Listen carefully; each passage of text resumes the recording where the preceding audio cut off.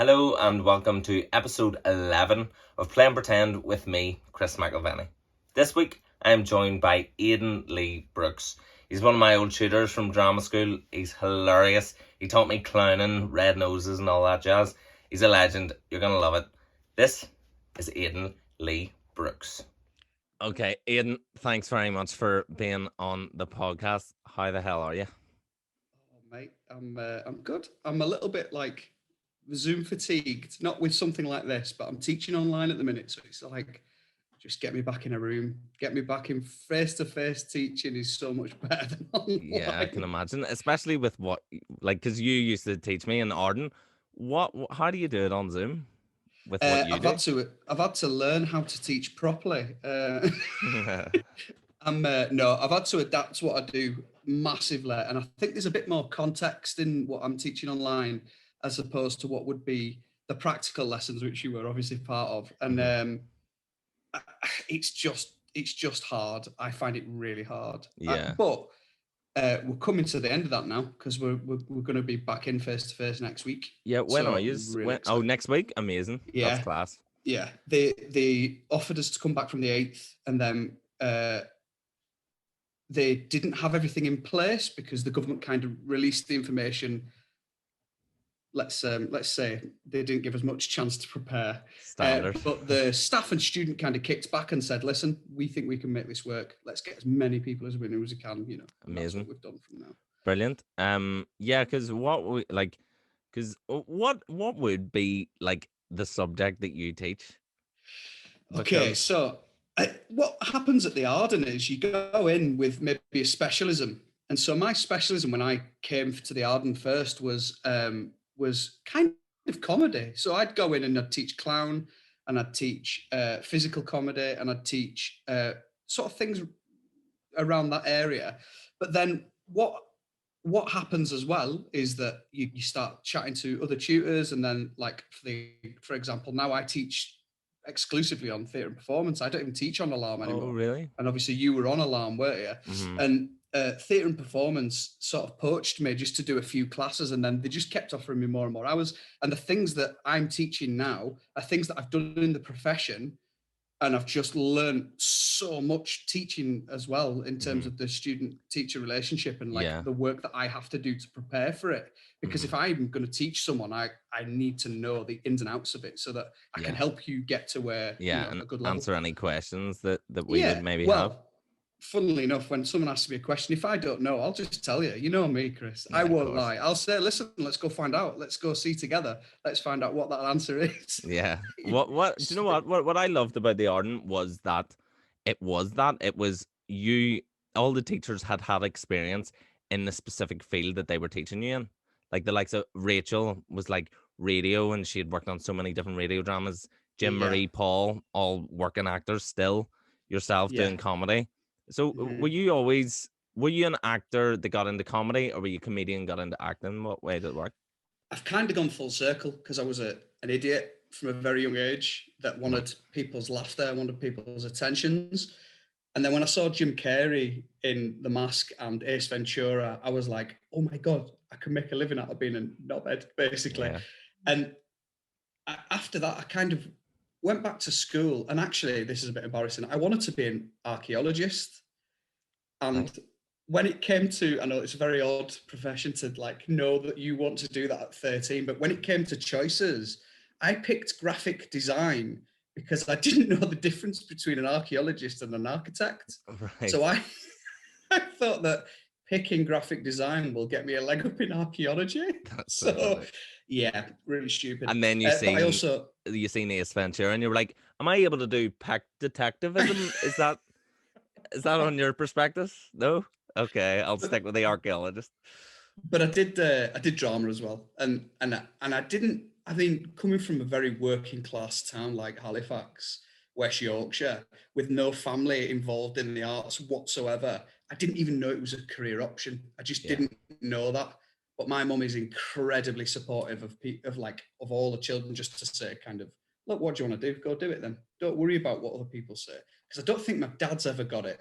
Yeah. Like, I don't think he's ever quite understood what I do. Although he's come to see shows and things, but I don't think he's ever quite quite understood, you know, that kind of, he's a working class man who's worked in factories all his life, and and he's a carer now actually, but he's never got it. And my mum's always just gone like, just do it, just go for it. You've got one life, you can go and do it, you know. 100%. Although the one life thing is debatable.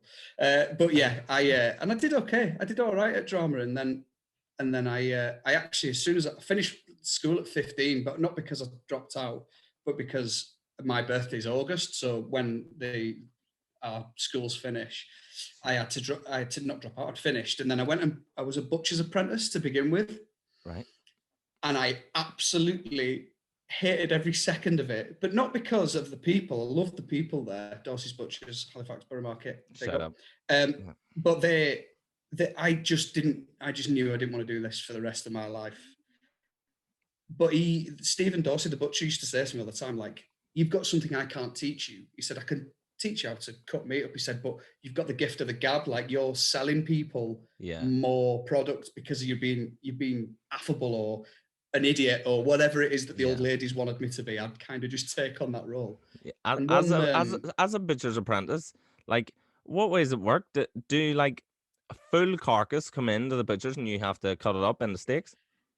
It depends. That can happen, or you can visit the abattoir and they can do it for you. But mostly, they deliver big carcasses and you cut it up there in the shop. God. Yeah, and they had loads of freezers upstairs in the Halifax Borough Market. And one day I came in and Stephen was like, "You need to go speak to Bill." And I was like, "This was another butcher." By the way, I've changed that name. Bill the butcher.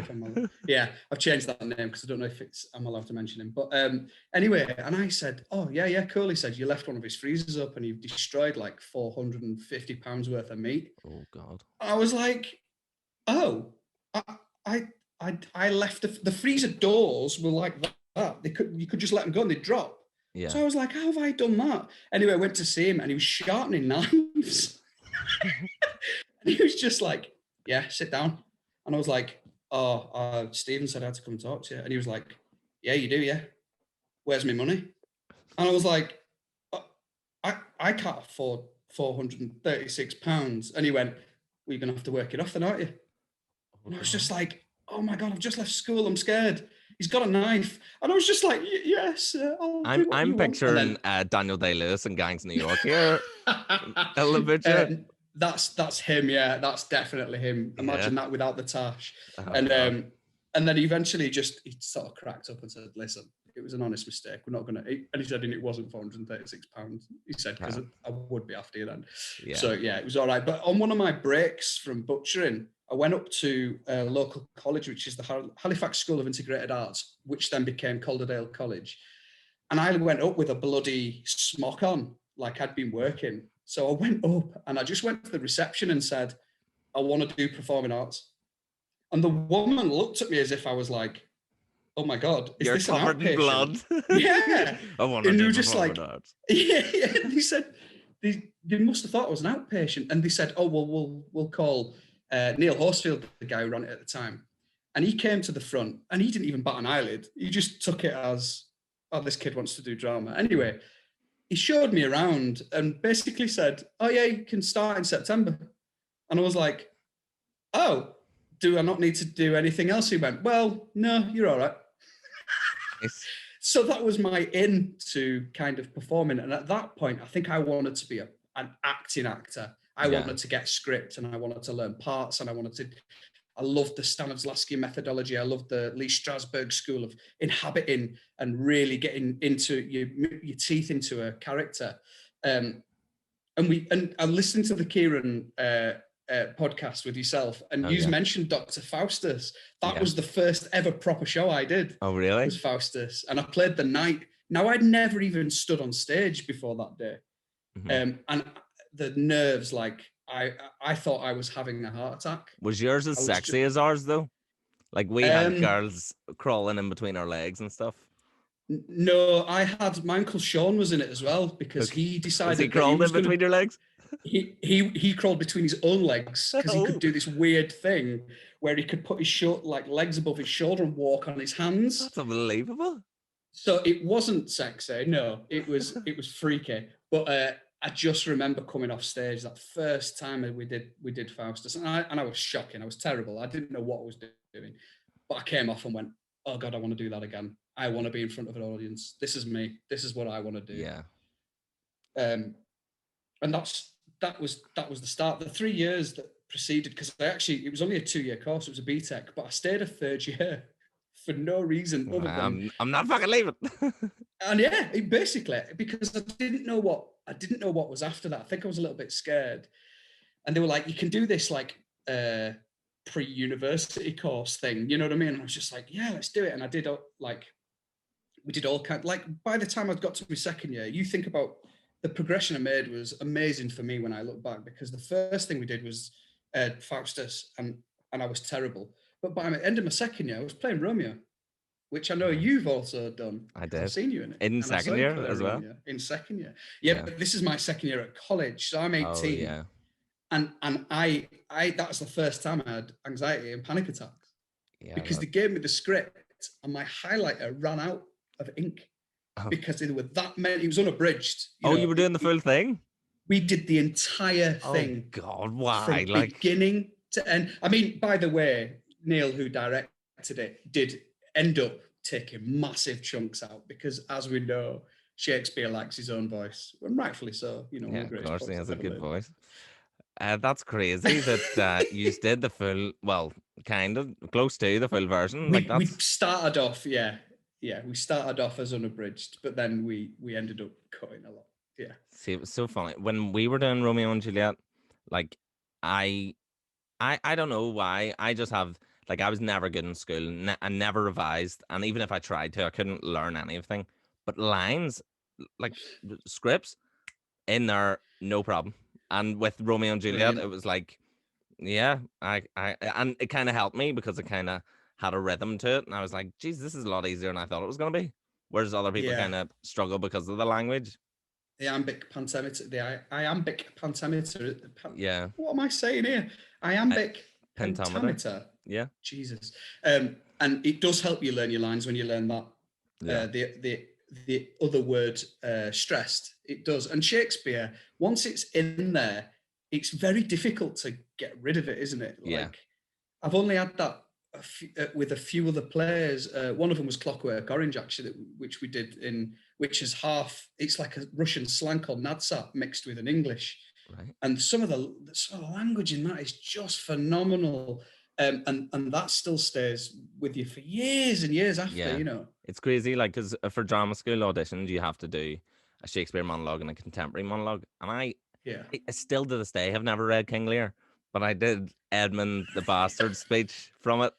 And I could do it right now, no problem. Well, it just is the nature of my goddess to thy law, my services are bound, wherefore shall I stand the plague of custom and permit the curiosity of nations to deprive me. I could go on, but I won't bore you. But yeah, it's in there. Now, anyone listening to that, that wasn't Irish, that was actually English, but it's it's my hybrid. Impressive. It's like Russian slang, mine's is like Irish slang. Yeah, Irish slang mixed with English. So so then from the acting and doing that in college, how did you fall into comedy? Oh God, let me just say one thing before the comedy thing. Mm-hmm. I didn't know what a drama school was. I didn't know the difference between being trained as an actor and just doing general drama. Okay, so I ended up. I'm lazy. I'm too lazy for my own good in terms of actually it's not laziness, it's laid backness. I'll ride the wave and kind of be happy where I end up. Mm-hmm. I read a brilliant book called The Tao of Pooh about Winnie the Pooh, and this guy uses the model of my wife's laughing in the background here with me. She's so mature, but yeah, it changed my life really. The book's about accepting your place in your own life and not expecting any more and not worrying about any less. Mm-hmm. And kind of the anxiety of worrying about the future mixed with the depression of worrying about the history. Don't worry about any of that. Just kind of live now and see what happens now. So this led me to you, Cash. You know yourself, you've been through this. You have 5 choices, don't you? And I picked, I think, 3 London-based ones that I'd heard of. Didn't go to any of them. Mm-hmm. I went to Preston and I went to Liverpool John Moores University. And the Preston one was a joint honours with music as well, because I'm a keen musician. I play guitar, and I love it. I absolutely love it. And I went to John Moores as well. And I got onto both. But what swung John Moores for me was Liverpool as a city. Mm-hmm. Like, the taxi driver on the way to the audition sold the city to me. Like, he was just like amazing. What a character, and a lovely fella, and just so like, you know, like I've heard you talk about Newcastle before. When I've been to Newcastle, I get that same vibe. When I go to Glasgow, I get that vibe. Belfast, where my good friend Graham got married, like when we were there, I get that vibe. And there's just something about cities, isn't there? Some cities that really draw you in, and Liverpool did that for me at 18. It's kind of that, it's like a working class city with a bit of a Celticness about it. So you've got like the Glasgows, the Belfast, the Liverpools. And it's just the people are kind of very similar in the way they think about things and the way they communicate with one another. And they're always very proud of where they're from. So absolutely. It's like, and rightfully so as well. Yeah, this is the best place ever. So come here if you want. And it's lovely. It's lovely going from a town like Halifax where, because I love where I'm from, but everyone there hates it. Everyone there hates Halifax. It's someone from Halifax will listen to this and I'm going, I love Halifax. Yeah, but I knew growing up that a lot of my friends and family weren't happy there, and it used to baffle me that why haven't they left? Like, why aren't they going then? And when I got that chance to go, I've never been back. I've lived now. Next year will mark the same amount of time I've lived in Liverpool as I did in Halifax. So 19 years, because I'm 38. Unbelievable. Oh no, it's this year. Sorry, I'm 38 this year. But the reason I'm bringing that up is because this is how I ended up going towards more. I've realised, I've wrote a quote down and my wife laughed at me, right? But I've realised that I'm not actually an actor. And I know this is a podcast for actors. I respect the craft, and I love performing, and I love seeing actors, proper actors. Like, I was looking back at some of my favourite actors and I'm going, I'm not that. And the reason being, one of them is the reason you've just said, is that lines stick to you. They don't stick for me. What sticks in my head, I have to work a million times harder than all of my contemporaries if I want to do a straight acting role. So this led me to realise I'm a performer. And the distinct difference is, and this is really wanky, but it's the only way I could think of saying it, is that, and this was because of this podcast, I thought of this, and I might be stealing it, who knows? Discovery subjective, Chris. But actors often try to find the truth of the moment, or the truth in a scene, whereas I think a performer tries to find the moment from truth. So what I think I mean by that is, and that's the wankiness of with now, I think what I mean by that is that as a performer, I thrive on not knowing. I thrive on tripping people up and myself.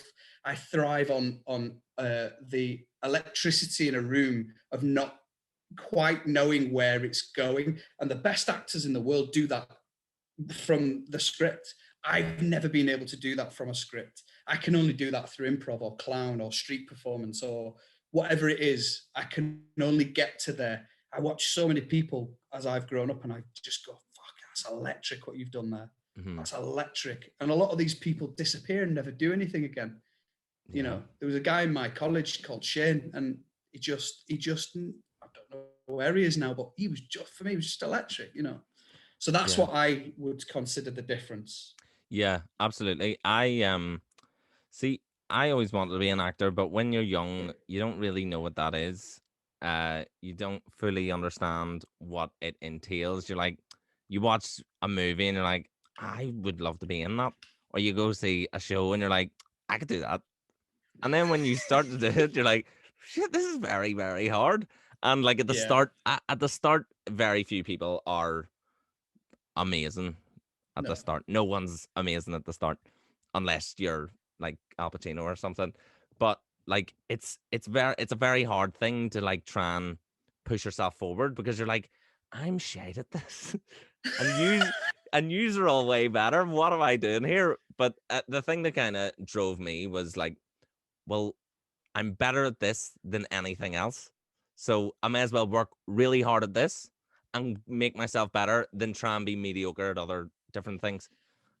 that is exactly what drove me to comedy. That attitude of, one, I really enjoy watching comedy. I really enjoy being involved in making comedy, and I absolutely adore making people laugh, and especially in a performative setting. So that's why after I finished university, I went on a course, a physical theatre training course called Hope Street Limited, who unfortunately have wound up after 30 years of creating some of the more forefront artists that have come out of Liverpool, certainly in the last in the contemporary world. And I met Graham, who you also know, who's also a tutor at the Arden. And Graham and I set up, we actually did a Christmas show at the Unity Theatre, which is a theatre off Hope Street in Liverpool. And we did, between us, I think we're joint record holders for the most appearances in the Unity's history for Christmas shows. Sometimes we did them together, sometimes we did them separately, sometimes we did them together as a double act, exclusively. They hired us as a double act. Nice. But the Unity's Christmas show were like pantos, so they were traditional stories told in an untraditional way. Okay. So they didn't have that kind of, look, he's behind you, you know, all that kind of stuff. Kind of like an adult panto, of that. Would it be? Well, it was still aimed at kids, although you could argue that it was aimed at both. You know? Yeah. And anyway, we worked with a guy called Lee Beagley, who just burnt mine and Graham's head out. After he had us in 12 hours a day, 6 days a week. And only at the end of a very, very long rehearsal period would he say, oh yeah, you're starting to look tired now. We'll just go from the beginning again once. Oh my God. And he would fall asleep. He would do this when we were acting or performing, and at the end, he'd wake up and go, Aiden, you missed your third cue in the second scene. Graham, what were you doing with the horse tail? And you know, and he'd literally get it bang on, and you'd be like, you were literally asleep. A wizard sitting in the corner of our room. Listen to this for wizardry. After we'd finished that show, it's gone down as one of the worst ever shows that the Unity's ever produced for a Christmas Another show. record that you another record. Amazing. Yeah.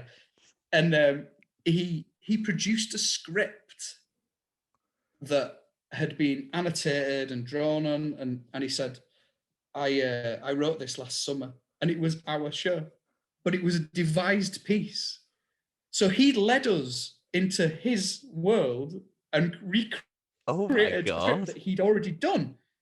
But we were absolutely adamant that we'd created this piece. I forgot to mention that at the start. Sorry, that's the Unity Christmas show. Devised pieces. You make up from a source material. So the source material might be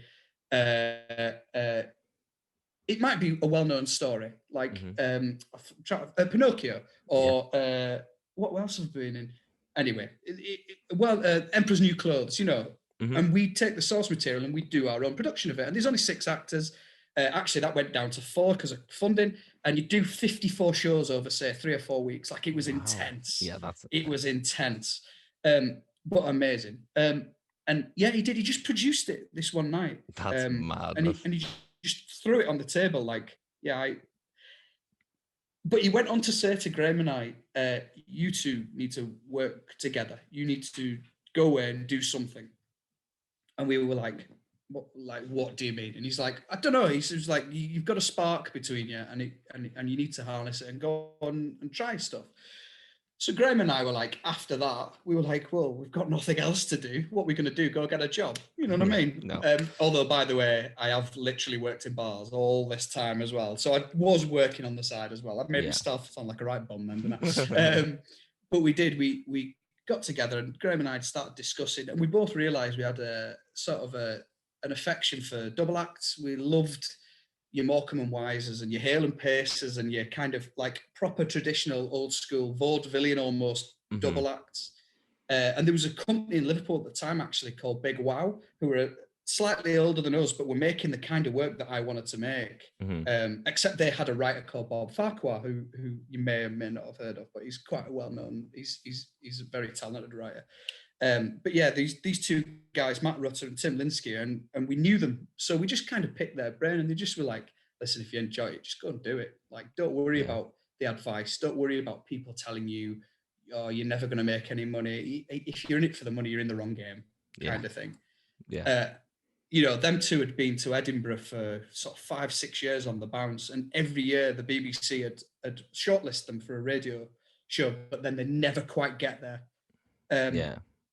And it blows my mind that they didn't, because I'm not kidding you. It's some of the best theatre I've ever seen in my life, and that includes serious things as well. You know, like they did a show called Insomnobabble, which was about Matt Rutter. He's one of the guys in it. His insomnia, but they did it in a very funny way. And Matt played one character, and he was like Dave. And then Tim Linsky's the other guy, and he played like 30 characters in this show, convincingly as well, by the way, and at a rapid pace. And it just said on his name tag, everyone else. So it was really clever. And after that, me and Graham got into a room, and Hope Street supported that. They, like, part of their aftercare was lending space to us. And we never bothered applying for money. We just went, let's just do a scratch night. Like the Unity had scratch nights on, and we were like, let's just do a 5-minute, 10-minute scene that we think's funny. And so we came up with what's now our legendary routine, the Dying Swan, which is basically me and Graham, and obviously no one knows who we are, but Graham's 6'4" and a big Birkenhead / Scouser. And we were both in leotards, basically, and we did contemporary dance. That was our idea of what we thought people would enjoy watching, which is now a kind of almost a cliche staple in comedy. Like, but we were doing this in 2006, you know what I mean? And like, when I see people doing it on telly, I'm like, it really irks me. You're the trailblazers. Everyone copying your stuff. And Graham, we both did that, and then we ended up doing a proper version of that. We thought, we'll extend this. It seems to go down well. People seem to laugh. That's all we're aiming for, a laugh. You know what I mean? Yeah. And we ended up doing a show called Legless and Harmless, and it was about a guy with no arms who lives with a guy with no legs. Okay. And how they're codependent and rely on each other. But we did that, and we did that honestly, and we did it earnestly. But a guy called Alan Richardson, who was our teacher at Hope Street, came to see a run about a week before we went on at the Unity. We booked the space, and we were going to go in, and we had like a 3-night run. And he sat down and he watched it, and he does this thing at the end of watching things where he'd hold his head and he looks really pained. And it's either going really positive or really negative. And he just went, "Let's start again, lads." Oh. And we'd been spending about 6 weeks to this point on this. And we were really like, and we just sat there and like in silence, just going, oh. So the next week became, how do we make this work? And we ended up putting a framework around it. So it became a play within a play. And the play outside that was actually me and Graham's clowning, and how I was kind of the Ernie Wise, very straight, wanted to get everything right, thought he was a brilliant writer, but had wrote this absolutely terrible show about two guys with disabilities and he had no clue about disability. Yeah. And Graham's character just wanted to sing a song to his dead granddad. Okay. That was the setup. Yeah. So every time he kept finding, but Graham's clown's like rabbit in the headlights. So everything he does is like, oh God, I'm going to die. You know what I mean? Whereas mine, he's like, I'm in control. It's all right, everyone. Everything's going to be fine. And he'd find excuses to get rid of me off stage, or I'd find excuses to go. And he'd always pull out this microphone and like, I'm going to do this to my granddad. And it was great. And I absolutely adored that show. We went to Brighton Fringe and we got nominated for a comedy award, which was a massive. We didn't win because I'm an idiot, and I called one of the review panel a tree. She was a very tall woman. She about the same size as Graham, and he's 6'4", and I was very drunk and I was very nervous, and I just shouted, "Oh my God, she's bigger than a tree! Look at her!" And Graham was like, "Don't do that, Aiden." And I was like, "No, but look at the hands. Put your hands there." And I had like pictures with the hands, and I was going, "Look at the size of it." And she was like this meek kind of, "Okay, I'm sorry." And she came to see it, and needless to say, she gave us a terrible review. Yeah. But someone from BBC Sussex came to see it. Melita, I think she was called. And she loved it. She absolutely loved it. And she was the one who put it forward for the Comedy Award and actually told the woman to retract the review. And she did. She retracted it. Wow. Yeah. And she came to apologise to us at the award ceremony to say, listen. And you were like, what do you want? What? Can't you see him trying to win awards here? Yeah. But I did something even more embarrassing on the actual awards night. I mean, I had one good shout out, Chris. I had one good shout out, which was it was set in a tent sort of outside. Mm-hmm. It was this massive grand tent. It was gorgeous. Like you'd think you were in like a hotel. It was beautiful, like a reception room. And they said the lights kept going. They were on a generator. And the lights just kept going out, and then they'd bring them back up, and they'd be like, "Oh yeah, this is funny, isn't it?" And then up came an award, which was best live event, and I shouted, "It's not fucking this." That's good, man. How'd that go down? Yeah, a few people around me tittered and laughed. In my head, though, Graham will tell you different. In my head, people were laughing, rolling in the aisles. By the way, I forgot to mention they had a free bar that night, and Graham was driving us back to Liverpool, so he couldn't drink and I could. So I filled my boots. And then what happened then was we were up the best comedy at the Brighton Fringe, and we were up against. Have you ever heard of Happy Pappy's Fun Club? Yeah, I have. That rings a bell. So we were up against them and a few others, and they win it every year there because they're supremely talented. And when it got announced, and the winner is Happy Pappy's Fun Club, I took my top off and I just swung it round my head and shouted "fix" for 5 minutes.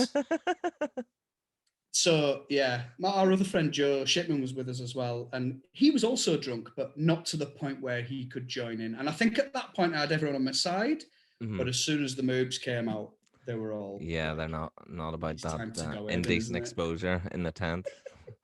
Put your tits away. Where are the tents? Yeah, I think it's time to leave Aiden. So yeah, so it was an odd journey back to Liverpool that night. Yeah, I can imagine. So then with have you obviously you've done so that type of comedy kind of devised and like sketches and stuff. What about stand up? Yeah, I've done stand up. I made it my mission. I was quite late to it actually, but I made it my mission to do it before I turned 30. Right. And I did it I think I was 29, and I did. In fact, were you there when Claire Ruffo taught at the Arden? No. So there was a lady. That's how me and Graham got into the Arden. Actually, she ended up going on maternity, and she asked us to cover her lessons. But she ran an evening stand-up course, and it was only a 6-week course. And every week you'd bring material. She'd tell you a shit, and then you'd have to improve by the next week. Mm-hmm. And then she'd say things like, "Listen, if this don't get any better, you're not going on the final night." Oh. But she was a brilliant teacher as well, by the way. Sorry, she wouldn't just tell you a shit for no reason. She'd give you constructive feedback. She's a brilliant teacher, actually. And then we did a night where I think there was about 6 or 7 of us, and we all got up and had a turn at this stand-up. And I'll be honest, I didn't like it. No. This idea that about learning things and getting it in your head. Yeah. It's too hard for me. I had to work like, even on the night, being up there, I couldn't relax because all I could think was, I'm going to fuck this story up, or I'm going to fuck this gag up. Yeah. I couldn't get past that. And I found it a lonely process, like writing on my own. Like I'm used to being in a double act, and me and Graham would bounce off each other, and we'd just, I'd walk, because I lived with Graham and his now wife for about 3-4 years. So we'd do stuff around the house just spontaneously. Like he'd be cooking and I'd walk up behind him and put my fingers in his back and just go, "Give me your fucking money now." You know what I mean? And just stupid stuff like that. And then a whole scene would come out of it. And sometimes we'd take it forward and sometimes we'd just leave it where it was in the dustbin. So you were living with him and his girlfriend? Yeah, and their dog and my 2 boys as well. Okay, fair. I was going to say, were you like the third wheel? And you were like, no, me and him were the double act, not you. Like, to be fair, she often used to say, "Don't you dare run off with him." And I'd be like, "Wait, have you seen the size on him? Where's he running?" But yeah, it was. Do you know what? If I could like kind of think about that point, that's probably the point when I realised I was a performer, not an actor, because of how much joy I got from the double act and how much on the nights. It was its own beast. We had islands that we would go to, and we had set dialogue, but there were routines within the overall structure of the night, and the structure of the night heavily depended on my role. And I didn't know this straight away. and because if I'd have known it, I'd have probably capitulated under the pressure of that. Yeah. But by the time we got it to Edinburgh in 2010, I think, because we did the show for 4 years, like we toured it up and down the country. We did revamped versions of it. We did it with different directors to see if they could bring anything new to it. And the best version of it ended up in Edinburgh. We took that up there, and it was at that point, I think, that I realised, oh my God, this is on my shoulders, because it's not cheap going up there. I think we raised about £15,000 just to go, and we came back with nothing. Yeah. You know what I mean? Like the venue hire, the accommodation for the whole month, all that kind of stuff. Oh, so you did the full thing, the full month? We went full, and it was one of those things where, you know, like we did the Brighton Fringe in 2009 as a preparation for Edinburgh, and we did Brighton in the middle of the day, and no one came, hardly. Yeah, a few people did. So I said to Graham, listen, when we get to Edinburgh, I think we should be aiming for a prime slot. Totally naive, forgetting that the prime slots now in Edinburgh are taken up by your major comedians. Of course, you know, your Jimmy Carrs and your Alan Carrs and your John Bishops. And actually, we met John because we did a Twitter thing where we were trying to get as many famous people to hold our flyer as we could. And John Bishop was one of them. But I think we only got him and the woman with a beard who was up there. Who's the one with the beard? She was just a woman with a beard, and like we it's were like that. It's not that fella that won Eurovision. Because that would be a good one. That would have been a good, but I think he'd have probably been about 8 at the time. Oh yeah, a young man, I think. Yeah. But John said to us, "Oh, is this you guys?" He was like, "I was going to come and see this, but they've put extra dates on my tour, so I can't." And we clash. I went, "I know, John, because you take all our audience," and just kind of tongue in cheek, you know what I mean? And he said, "I'll take this and I'll plug it," and we were like, "Yeah, whatever." But the next night we had, we did okay in Edinburgh, actually. Anything over 10 people a night and you're doing well. And we ended up with a plus 50% capacity. Our capacity was 30, I think. So we ended up with 15 plus people each night, which is in itself a real success. Anyway, this one night it was packed. And I went up to this lady and I said, "I hope you don't take offense at this," because I could hear her speaking. She had an American accent. And I was just like, "You're not our normal clientele. Like, how have you heard about this show?" And she said, "Oh, I went to watch John Bishop last night," and he held up this flyer that's amazing, and said, "These guys are the next big thing." Roll on 11 years, and we're still just fat. He's right. We are big, but not in the right way. But yeah, he did that, and I never forgot that, because he was a lovely fella as well. Like I'd love to have had like a drink with him properly. Like we just stood and I yammered for 20 minutes probably. What's the crack with John Bishop? Because I've heard a few people from Liverpool saying he's a wool. Am I saying that right? That's interesting. My wife calls me that. In fact, that's my name in my family. I get called a wool. Basically, a wool is anyone who's not from Liverpool. Yeah. But I'm not sure. Because I don't know. Is he not from Liverpool then? Oh, something like he's from St Helens, and that's proper woolly back place. Yeah, St Helens is St Helens. Yeah, St Helens, Widnes, all places like that are traditional wool areas. A bit further afield, like Lancashire, Yorkshire, that's your outside wools. And outside that, you don't even exist on a Scouser's radar. Not at all. Like, unless you're Irish. Unless you're Irish. Yeah, they love us. To be fair, when Steph first came, that's my wife, sorry, we first went back to Halifax, and I took her to a Pandora shop just to say, "Oh yeah, let's, here's some, you've got some money." She's looking at me with a side eye like, "You don't spend nothing on me." And we went to Pandora for a Christmas present, and she went in, and the woman got the jewel out and said, "Do you like the burr?" And she just like spat in the woman's face by laughing in her face, because she loves accents that much. By the way, I'm saying bow, as in... Oh, where was she from? As in, Burr. She's from Halifax. So she said Burr, not like you'd say bow. Bow. No. What accent am I doing here? I don't know. Bow. So Scouse would be bow.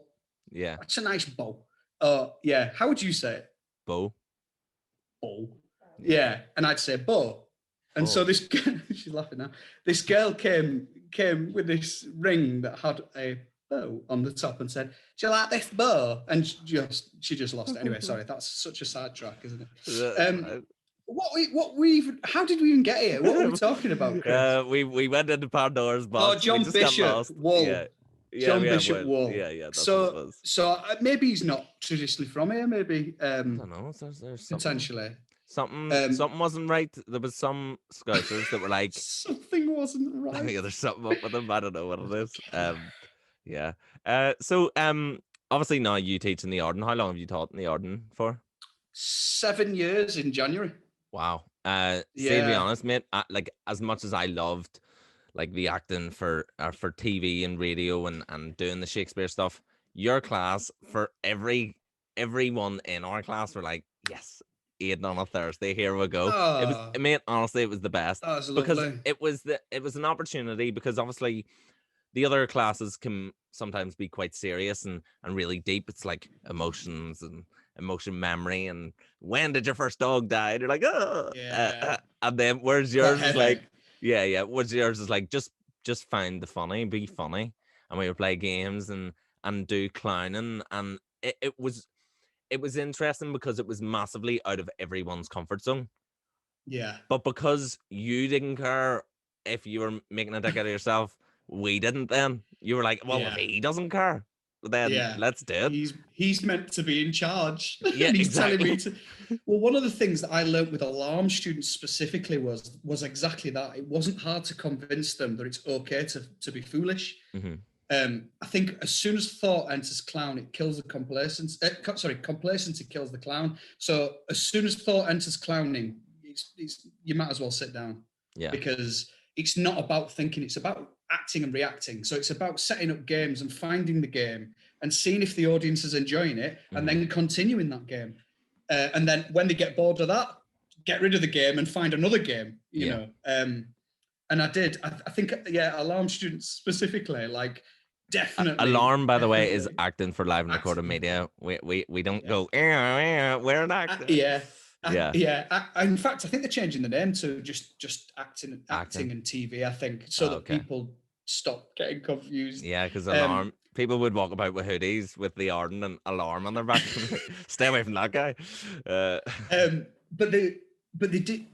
It's funny because I've taught on all, apart from musical theatre, I've taught on dance and performance, theatre and performance, and acting, live and recorded media. And every set of students is completely different. Like there's a word in teaching that you have to learn very quickly called differentiation, which you probably know what that means. And it's literally adjusting your style of teaching to the room. And it didn't always work with every class. Like my teaching style, some people need more spoon feeding than others. And it's taken me a long time to learn that. And it's taken me a long time to apply that to my teaching methodology, because I would go in exactly like you said, Chris, there. I would go in and just be like, listen, it's not a big deal. We can all laugh at ourselves, but not everyone inherently can. Yeah. Your group were great. Your group was ace. We loved it. Loved it.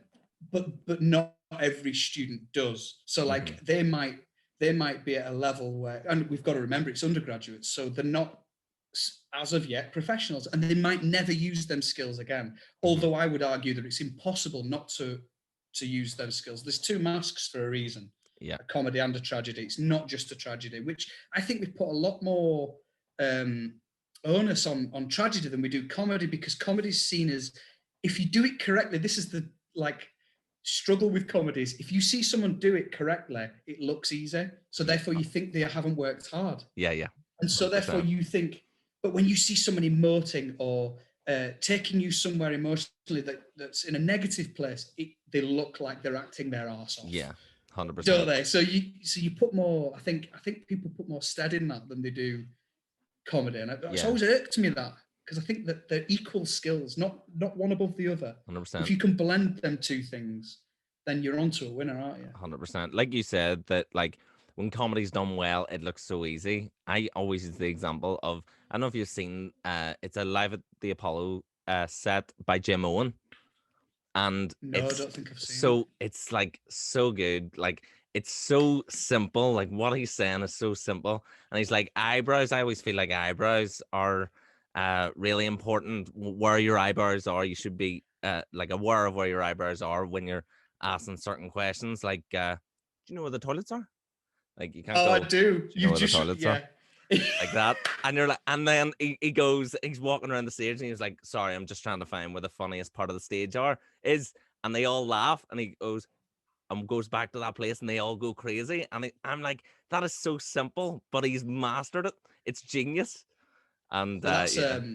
That's a genuine clowning activity and technique that I employ now. Mhm. So I don't think I ever did it with your group because I might not have known about it at the time. Mhm. But there's a it's literally that. It's literally saying to the provocation is, can you stand on the funniest part of the stage, please? And the actor, the performer, just looks horrified usually, and that's usually good for them because then a genuine reaction evokes a genuine response, doesn't it?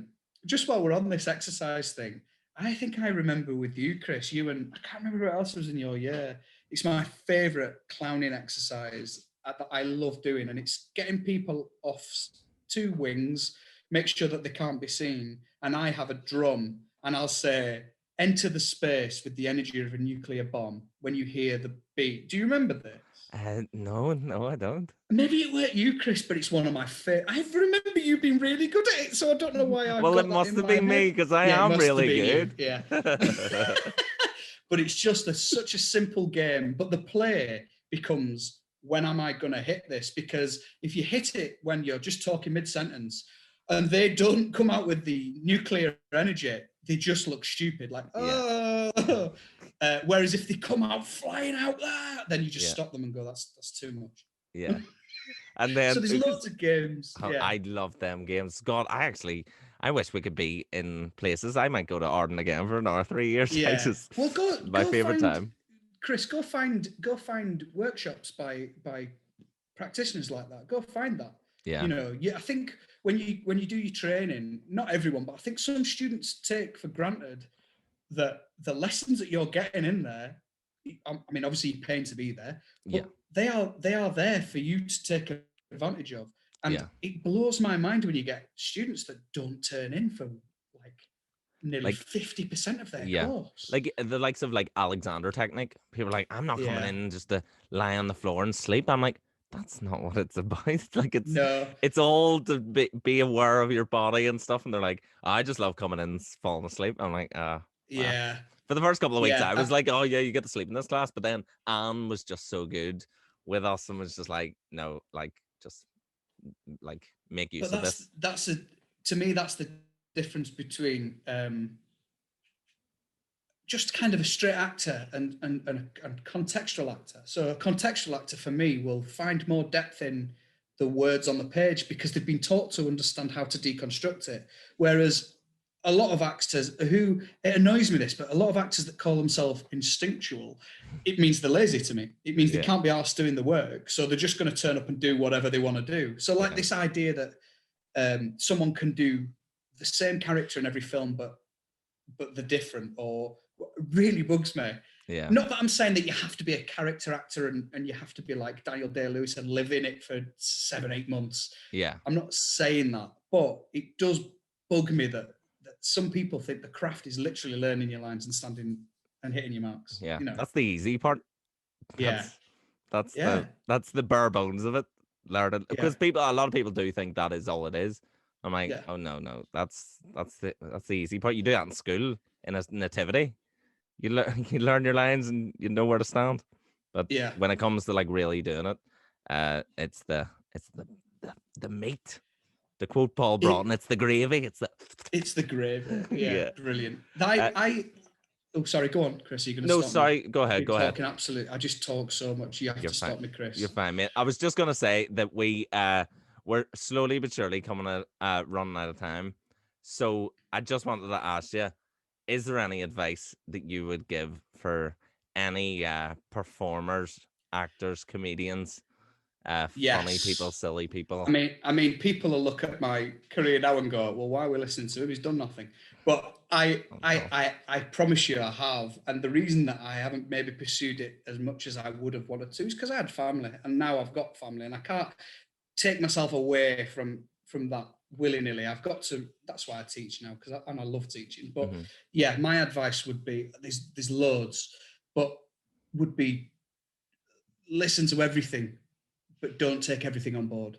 Yeah. I think do your own work at some point in your career so that you can have the stress of being that vulnerable on stage. Because once you do that, by the way, everything else seems easy. When me and Graham did the first job after our double act, we rang each other and said, "Oh my God, how easy is just turning up and like doing what they want you to do. And you don't have to worry about the meta or anything." And finally, like I was going to say, I run a street theatre company as well now called Egg People, which Nice. That's kind of what I'm doing on the side at the minute. Yeah. But we worked with a guy called Ferran Orobic, who's from Catalonia, and he taught me it's a very British trait, this, like the best, the biggest, the funniest, you know, like we're obsessed with being like up there at the top with everything. But he taught me the importance of how absurd that is. And actually, like for example, when he came to Liverpool, we'd drive around Liverpool and we'd go like, "Oh, look at the Anglican Cathedral. That's the biggest Anglican cathedral in Europe." And then we'd drive past the Liver buildings and be like, "That clock is bigger than Big Ben's actual clock face." And we'd go somewhere else. And then he'd come to rehearsals and he'd go, "Aiden, come here. This sock is on the biggest foot on this leg." And I'd be like, "All right, yeah. What?" And he'd just be like, "Oh, no, nothing." And then he'd go off and then he'd come back and he'd go, "This pea that I'm eating now is like the nicest pea I've eaten since the last pea." And he was obviously making fun of that. How we were just obsessed with biggest and best. And that's when I started to realize I know what he's doing. He's trying to bring us back to now, the present, and trying to get you to act in the moment and react in the moment and play in the moment and always be aware of each other. And Keith Johnston said it as well in improv that don't look to be the best, because being the best is impossible. It's asking too much of yourself. Aim to make friends on stage, and then at least you won't be alone. Yeah, 100%. Which I really like. Yeah, because no one likes being alone. It's the worst. Listen, well, when you've got 6 kids, Chris. Yeah, I know you are like cheaper by the dozen. Actually, I feel like you have a new kid every week. What's happening with that guy? He has a million kids. But for radio, listen, Aiden, I could speak to you all night. You're an absolute legend, and I miss you. And good luck. Too, good luck when you go back to school. Yeah, thank you very much. It'll be amazing. Yeah. You need to come in. You need to come in and do some masterclasses. Masterclasses? I don't know about that. I'll I don't know. They're students. I'll ring Kieran McCord. He'll do it. Brilliant. Cheers, thanks Chris. very much. You're a gent. Nice one. So you have it, folks. That was Aiden Lee Brooks, absolute legend. Next week, I am joined by Marty Maguire, an absolute legend. So don't miss it. If you could, tell your friends about the podcast, like and subscribe to the video. This has been Play and Pretend with Chris McIlvenny. See you next week.